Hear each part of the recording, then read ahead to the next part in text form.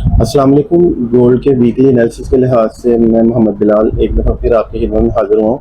सबसे पहले हम इसको मंथली बेसिस पे देख लेते हैं। तो मंथली बेसिस पे हमें हमारे रिट्रेसमेंट रूल के मुताबिक पता चला है कि लास्ट मंथ जो क्लोजिंग हुई थी मार्केट की, तो उसके साथ इसने अपना हाई कन्फर्म कर दिया है।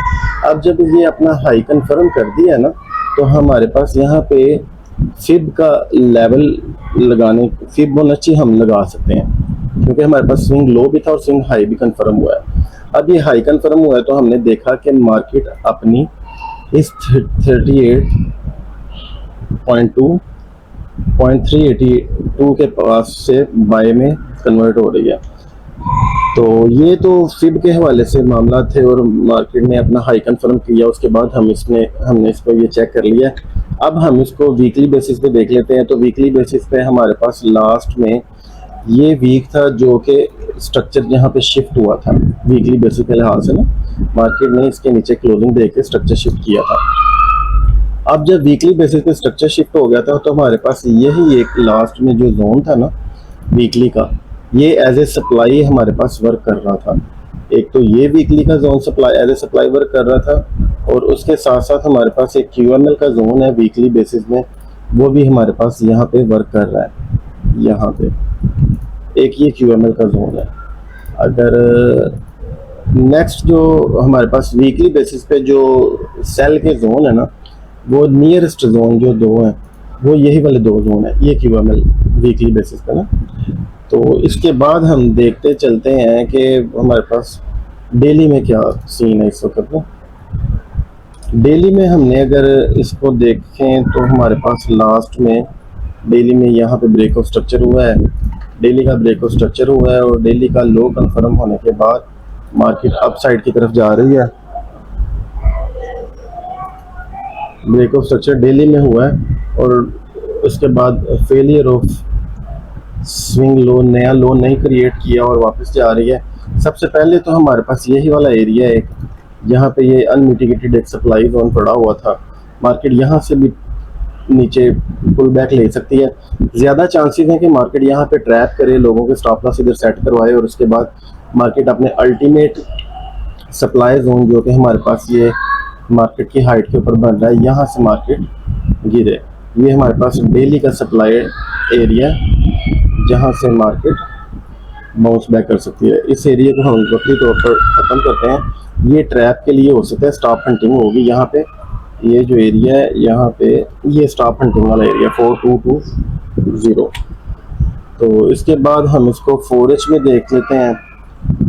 4H के अंदर अब जबकि मार्केट अपने सप्लाई जोन की तरफ जा रही है तो हमें 4H में देखते हैं कोई चांस मिलता है इसको बाय करने के लिए। तो यहाँ पे पता चलता है कि ये एरिया जिसको मार्केट ने क्रॉस किया अबव साइड की तरफ, और यहीं पे हमारे पास 4H की पहली डिमांड बन रही है।